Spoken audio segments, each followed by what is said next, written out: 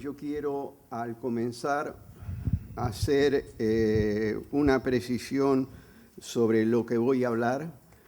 Básicamente, hoy día, cuando se discute el tema de las grandes aglomeraciones urbanas, se habla de que los dos grandes problemas que están enfrentando tienen que ver con lo que serían los dos talones de Aquiles de las grandes aglomeraciones, que es por un lado la sustentabilidad ambiental y por otro lado la sustentabilidad social. Yo voy a hablar básicamente de una de estas dimensiones, aun cuando tiene implicancias en la segunda, que es la sustentabilidad ambiental. Lo que quiero señalar de antemano es que yo no voy a hablar de la ciudad que me gustaría que existiese, sino de la ciudad que existe y que yo creo que se está desenvolviendo, lo cual llega a que el contenido de mi exposición no va a ser excesivamente optimista. Y en tercer lugar, quería decir que el tema es muy complejo. Yo voy a plantear un esquema del tema, por lo tanto es una posición bastante radicalizada para poder provocar la discusión en torno a este tema.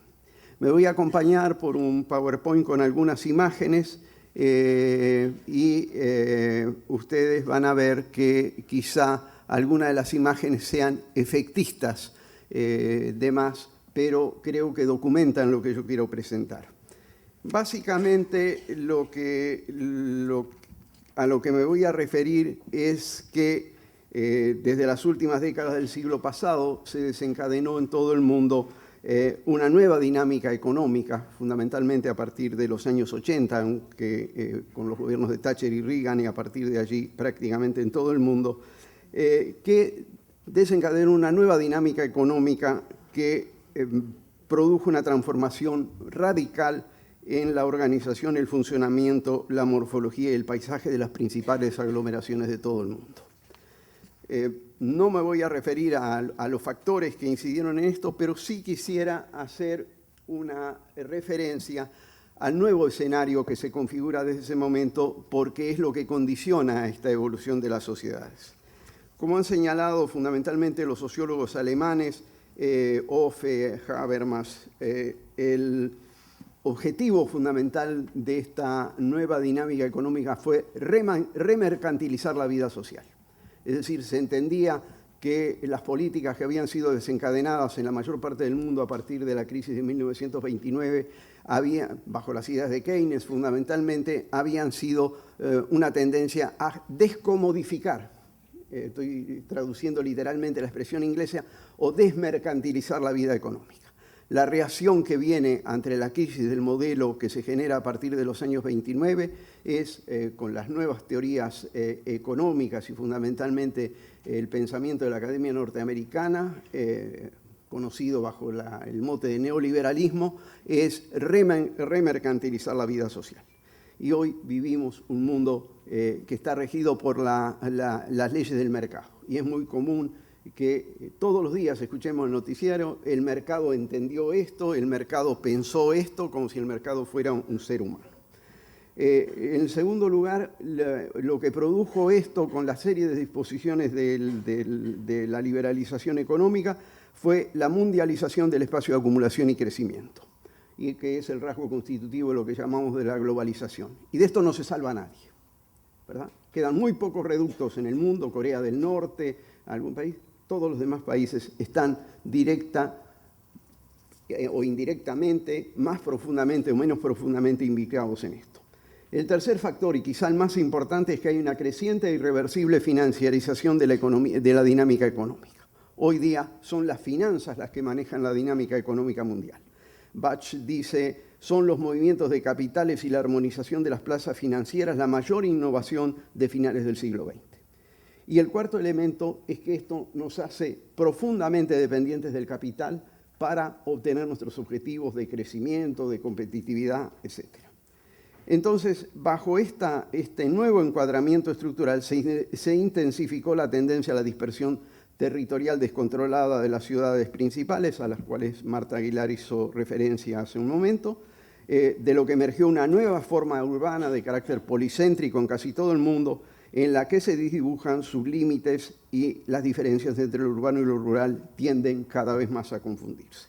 De tal manera que uno podría decir ya el nivel de población urbanizada en el mundo es mucho mayor del que dan las estadísticas, porque las estadísticas están midiendo un hecho que se está midiendo a la antigua y no a lo que son estas nuevas configuraciones territoriales.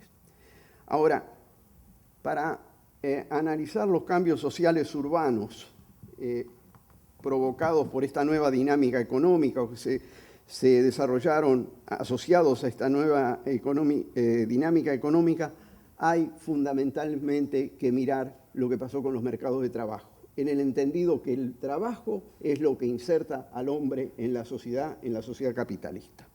Y acá los mercados de trabajo estuvieron afectados por dos mutaciones fundamentales: una mutación político-institucional y una mutación tecnológica. Y esto es fundamental para entender lo que estamos viviendo y la sustentabilidad ambiental de nuestras ciudades. La reforma laboral que se impuso junto con el llamado ajuste estructural a partir de los años 80 fue motivada fundamentalmente por el objetivo de establecer condiciones de trabajo más favorables para la valorización privada del capital. Es decir, la queja de los inversores, de los empresarios norteamericanos o ingleses frente a los fenómenos de Reagan y de Thatcher era fundamentalmente: denos condiciones laborales para poder competir con los nuevos competidores, esto es, los países asiáticos. Como dice Robert Castell en lo que está en la pantalla, el objetivo de esta reforma fue aumentar la rentabilidad del capital, haciendo disminuir el peso ejercido por los salarios y por las cargas sociales, y reducir el impacto de las reglamentaciones generales garantizadas por la ley sobre la estructuración del trabajo. O sea, los arreglos institucionales que venían del compromiso keynesiano, que se había impuesto en el mundo, fundamentalmente en los países desarrollados después de la crisis del 29, pero que había tenido manifestaciones muy importantes en América Latina, con el vallismo en Uruguay, con los partidos radicales en los países en Argentina y Chile, con el PRI mexicano, etcétera, etcétera, con Perón en Argentina. Ciertos elementos del compromiso keynesiano, del pacto keynesiano, se habían impuesto en nuestro país. Por lo tanto, una de las medidas que se impulsaron a la luz de las reformas laborales fue fundamentalmente desmontar los principales arreglos institucionales del compromiso social keynesiano, sustituyéndolo por regulaciones más flexibles, más favorables al capital que al trabajo. La segunda mutación es tecnológica. Al intensificarse la utilización de las nuevas tecnologías de la información y las comunicaciones, llegó a una situación en la que es posible aumentar la productividad y la competitividad reduciendo el empleo de la fuerza de trabajo. Es decir, sustituyendo el trabajo por robots, por máquinas, herramientas de control numérico frente a situaciones de crisis. Lo estamos leyendo todos los días. Nokia despide 3.000 trabajadores porque está adoptando una nueva organización. Como dice Bauman, el progreso tecnológico llegó al punto en que la productividad crece en forma proporcional a la disminución de los empleos. Ahora se reduce el número de obreros industriales. El nuevo principio de la modernización es el downsizing. ¿Verdad? ¿Cuáles fueron las consecuencias generales de estas mutaciones sobre los mercados de trabajo y los trabajadores? Lo resumo en lo que está en la pantalla, que es una afirmación de Ricardo Antunes, analista brasileño, sobre este tema. El resultado más brutal de estas transformaciones es la expansión sin precedentes en la era moderna del desempleo estructural, que abarca a todo el mundo a escala global. Se puede decir de manera sintética que hay un proceso contradictorio que, por un lado, reduce el proletariado industrial y fabril. En casi todos nuestros países el empleo industrial y fabril ha caído, la participación en la generación del PIB. Por el otro, aumenta el subproletariado, el trabajo precario o los asalariados del sector servicios. Incorpora al sector femenino y, esto es lo más importante, excluye a los más jóvenes y a los más viejos. Por lo tanto, hay un proceso de mayor heterogeneización, fragmentación y complejización de la clase trabajadora. Cuando Rifkin propuso la idea de que estamos llegando al fin del trabajo, José Nun le salió al paso y dijo: lo que está en juego no es el fin del trabajo, lo que está en juego es la idea del fin del trabajo asalariado estable y bien remunerado como perspectiva real y alcanzable por una gran parte de la mano de obra disponible. Frente a esto, lo que se ha producido en el mundo entero es fundamentalmente una polarización de los ingresos. O sea, hay una creciente demanda de personal altamente calificado con altas remuneraciones que permiten sofisticados niveles y pautas de consumo, dice Saskia Sassen, como consecuencia de la expansión de las nuevas actividades de líderes. Y ustedes van a ver que muchas de las revistas están llenas de propagandas de relojes que llaman la atención cuando ustedes ven las revistas, y son relojes que pueden costar hasta $70.000, ¿verdad? Dentro de un mercado suntuario que está creciendo. Ustedes llegan a China y una de las cosas que les llama la atención es que inmediatamente van a ver los locales de Armani, de Gucci, etcétera, etcétera. Y por otro lado, una mayor oferta de empleos precarios y de bajos salarios asociada a un amplio y diversificado abanico de servicios cotidianos, rutinarios o personalizados con predominio de servicios residenciales. La ciudad está llena de eso. Basta pasearse por cualquier barrio. Estos dos señores que están allí son muy distintos de los que están cumpliendo las tareas de adentro de ese edificio. Le hablaba de imágenes efectistas, esta es una de ellas. Más allá entonces de lo que muestra la tasa de desempleo de cada país, lo que se produjo fue un fuerte deterioro de la calidad del empleo. Precarización, informalidad, derechos de los trabajadores, etc. Lo que Ulrich Beck llama en uno de sus libros la brasileñización de la sociedad mundial, ¿verdad? Y esto significa la caída de los niveles de ingreso y el deterioro de las condiciones de vida de los trabajadores. Y esto significa en el mundo entero, y no hay excepciones, ni Noruega ni Finlandia son excepciones a esto, un aumento de las desigualdades sociales en los países involucrados. Recientemente se reconocía que las desigualdades sociales llegaron a su máxima expresión, similar a la post-crisis del 29 en los Estados Unidos, ¿verdad? Entonces, lo que tenemos es esto que muestra la famosa copa de champán de Wade. El 20% más rico se apropia del 82.7% de los ingresos en el mundo entero, con cifras oficiales de los países. Y el 20% más pobre se apropia del 1.4%. O si ustedes quieren lo que está aquí, o sea, el 1% de los más adinerados se retiene el 40% de los activos totales. Y allí tienen ustedes una serie de cifras que documentan. Esto no es un invento, esto está hecho con las cifras de los gobiernos del mundo, o sea, es cifras oficiales. ¿Cómo se manifestó esta tendencia en América Latina? Fundamentalmente fue afectada negativamente por una desfavorable evolución de la situación laboral en el conjunto de los países de América Latina, obviamente con diferencias entre países.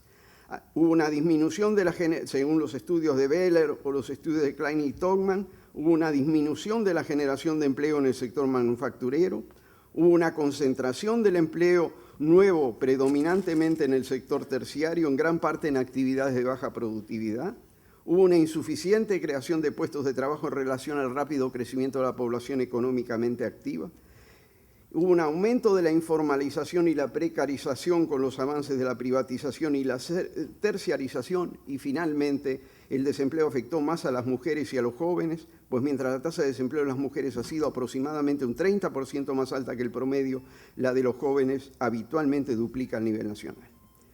Esto no permitió, por lo tanto, mejorar la regresiva distribución del ingreso que hace que América Latina aparezca como una de las regiones más desiguales del mundo.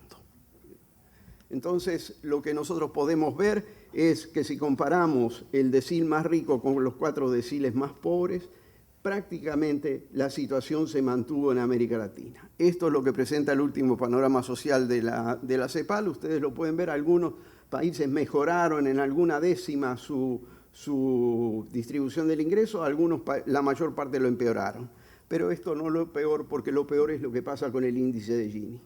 Tenemos ya Beatriz hizo una referencia a esto, este es el mejor estudio que tenemos sobre la evolución del índice de Gini en el mundo en las últimas décadas, en América Latina, perdón, en las últimas décadas, que es el estudio que hicieron Humberto López y Guillermo Perry para el Banco Mundial, y muestra que seguimos teniendo un índice de Gini más alto que en todo el mundo, ¿verdad? Cuanto más se acerca uno, más desiguales somos. Cuanto más se acerca cero, más iguales somos.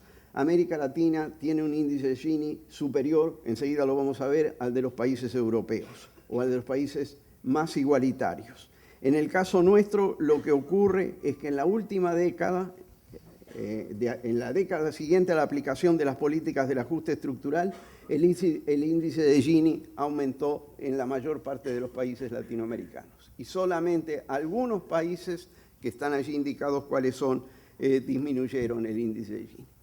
A los países que hoy día tienen, latinoamericanos que hoy día tienen el privilegio de estar en la OECD, ahora son medidos y comparados permanentemente. Son México y Chile, y ustedes pueden ver que México y Chile son los países más desiguales de la OECD y están muy por encima, y por lo tanto de años luces de posibilidad de igualar el índice de Gini de los países más desarrollados. Y por último, para fundamentar la afirmación que había hecho, allí tienen comparativamente el índice de Gini para todo el mundo, y ustedes pueden ver que la barra más oscura, que es la de América Latina, es de lejos la más alta. ¿Cómo ha influido esta evolución en la dinámica social urbana? Bacán dice que fundamentalmente lo que se ha desencadenado es una dinámica social urbana dominante que se estructura en torno a tres componentes fundamentales que están relacionados con lo que acabamos de ver. Primero, el desempleo masivo, crónico y persistente de todo un sector de la clase obrera que se traduce en la desproletarización y en la expansión de la precariedad, o sea, la brasileñización de la sociedad de la que hablaba Ulrich Beck. La relegación a los barrios desposeídos, donde los recursos públicos disminuyen, y la estigmatización creciente de la vida cotidiana en el discurso público, cada vez más estrechamente asociada no solo al origen social y étnico, sino también al hecho de vivir en barrios degradados y degradantes. En ciertos barrios de Santiago de Chile hay que pedir prestado un barrio para poder gestionar un empleo, y a veces hay que pedir prestado un apellido, porque si uno se llama Soto no es lo mismo que si se llama Errázuriz. Entonces, lo que incidió en esto es una creciente despacificación de la vida cotidiana, consecuencia de una violencia estructural masiva. Como dice Pedrazzini, la violencia urbana no es un fenómeno aislado.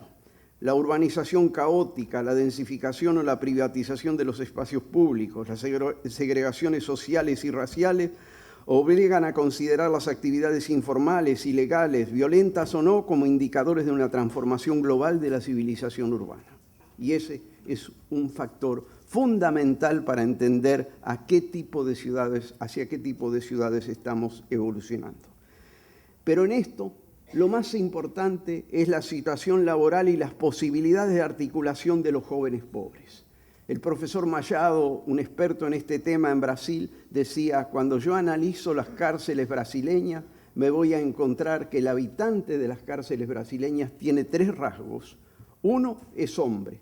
Segundo, es joven. Y tercero, es negro, mulato o mestizo, ¿verdad?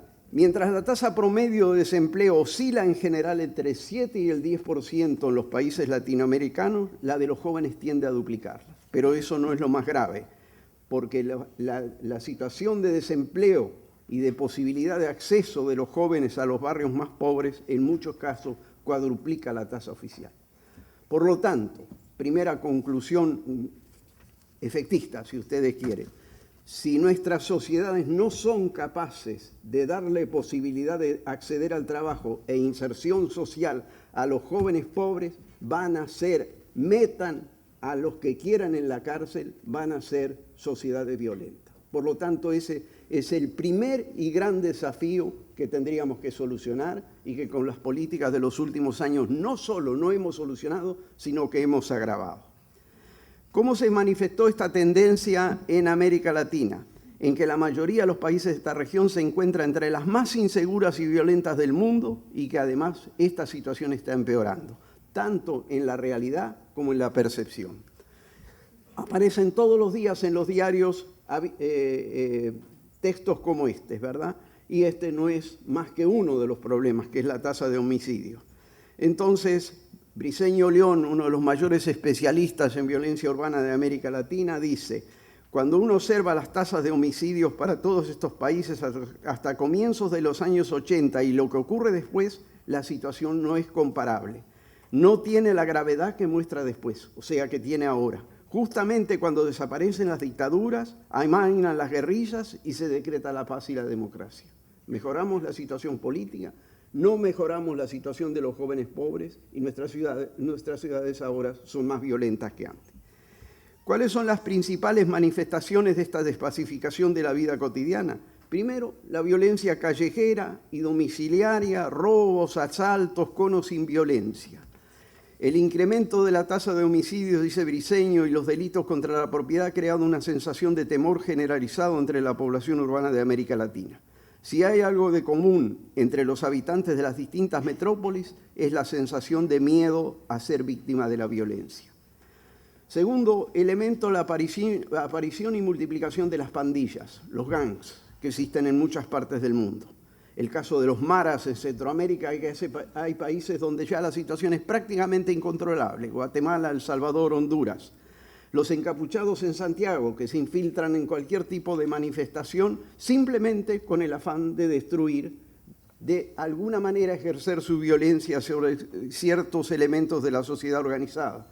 Los chapulines en San José, las pandillas en Lima.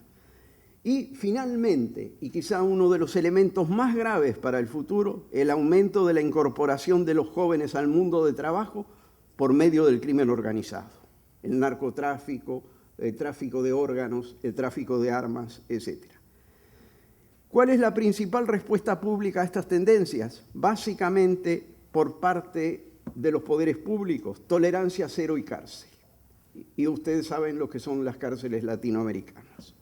Y por otra, el urbanismo del miedo.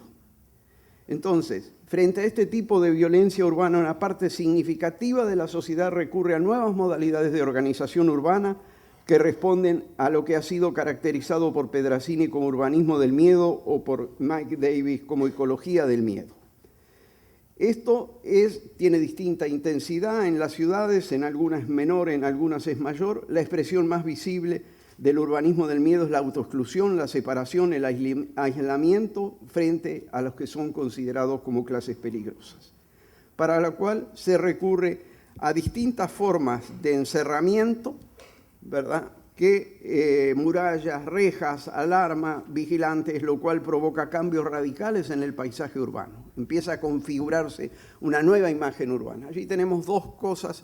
En Santiago está prohibido cercar calles, pero hay más de 800 calles ya cerradas por los vecinos. En Buenos Aires, el principal negocio, con un crecimiento del 200%, son distintos tipos de enrejamientos. Y donde estas modalidades se tornan cada vez más agresivas y más hostiles, donde se inventan distintos tipos de pinchos, tipos de rejas, etc. Esto está en uno de los barrios ricos de Lima, en San Isidro, o esto en distintas ciudades latinoamericanas, donde ustedes van a ver distintas modalidades de encerramiento para llevar fundamentalmente a esto que se caracteriza allí para el caso de Bogotá como la ciudad cárcel. ¿Qué tipo de transformación urbana ha provocado esta situación? Como expresión del urbanismo del miedo se ha agudizado el contraste social y visual, más de lo que existía en la ciudad industrial, entre las áreas de la riqueza y la opulencia y las áreas tuburizadas. Entre las áreas promovibles, las que nos dan en el mapita que nos regalan en las compañías de aviación, que hacen referencia a una décima parte de cada una de las ciudades, a veces al 20%, cuando les dan un mapa de Río le dan un mapa de la orla marítima, pero no le dan un mapa de la Baixada Fluminense o de San Cristóbal o de otras zonas de Río. Como de respuesta al temor a la violencia urbana, entonces a la seguridad y a la inseguridad real o imaginada, las áreas de residencia de los sectores de mayores ingresos tienden a hacerse más homogéneas desde el punto de vista socioterritorial y de alguna manera permiten leer en el lugar que se ocupa la posición social del residente y hasta cierto punto la posición en la estructura de poder, ¿verdad? Y a veces la propaganda inmobiliaria llega a promocionar este tipo de cosas. Diles dónde vives y sabrán quién eres, ¿verdad? A confesión de parte, relevo de prueba.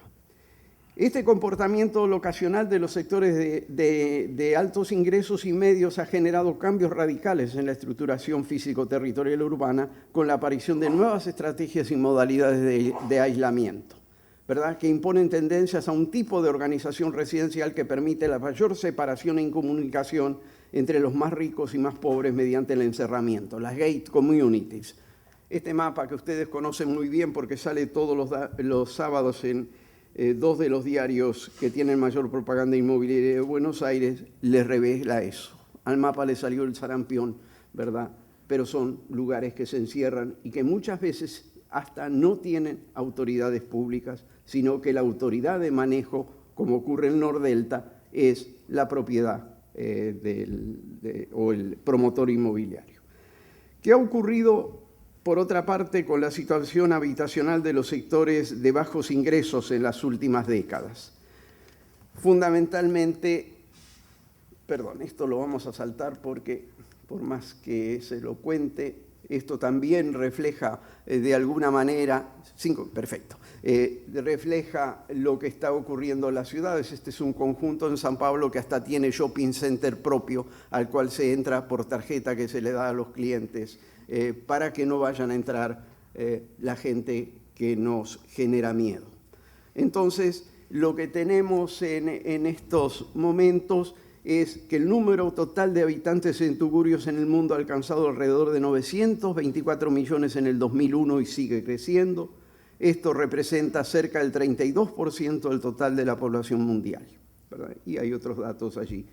Y esto produce una serie de cortes y de rupturas, a veces muy claros como esto. Esta es la famosa Rosiña en relación a San Conrado. Genera localizaciones periféricas que se extienden interminablemente, como Iztapalapa en Ciudad de México, La Matanza en Buenos Aires, La Pintana en Santiago, Los Conos de Lima, San Juan del Lurigancho, el sur de Bogotá, el sur de Quito, donde las ciudades están divididas por el centro, islotes intersticiales, donde no entra la policía, donde en general no entran los carteros, donde no entran los bomberos, ¿verdad? En Santiago de Chile se han identificado alrededor de 80.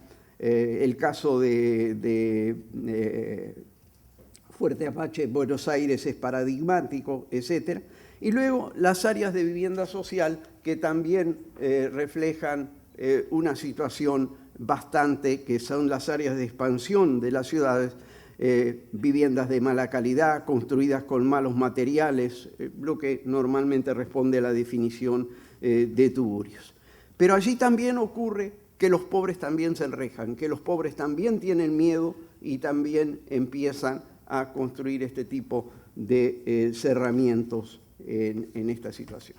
Entonces, para terminar, porque se me terminó el tiempo, ¿qué es lo que ha producido esto? Que esta desarticulación social, esta pérdida creciente de cohesión social de la ciudad, donde las estrategias individuales y las estrategias de los promotores inmobiliarios tienen una fuerza incontrolable. En Europa se acaba de publicar un informe que se llama Urban Sprawl in Europe, que ustedes lo pueden bajar de internet, donde hablan del crecimiento descontrolado de las ciudades europeas como producto de la autoorganización de cada una de esas ciudades. ¿Qué es lo que ha aparecido como resultado nuevo de esto? Una nueva forma urbana que ha sido caracterizada por los estudiosos como una ciudad estallada, la ville éclatée, según la literatura francesa, el splintering urbanism, según los autores ingleses, que Navé Bouchanin, investigadora marroquí-francesa recientemente fallecida, caracterizó como la ciudad fragmentada, como el crecimiento de la fragmentación urbana, una organización urbana que resulta de un crecimiento marcado por un estallido y una dispersión de nuevas implantaciones con vacíos no urbanizados y aún no urbanizables entre ellas, donde se imponen tendencias tales como discontinuidad y discontigüidad del tejido urbano, ausencia de articulaciones entre los pedazos urbanos, heterogeneidad extrema de las formas de los paisajes, tanto a nivel de tejido como del hábitat, gran heterogeneidad de los equipamientos, etc. La fragmentación resulta entonces de la creciente importancia que adquiere la tendencia a la autoexclusión y al encierro de diversos actores urbanos como respuesta al aumento de la violencia urbanizada en procesos donde adquieren mayor importancia la tendencia a la autoorganización. Muchas gracias.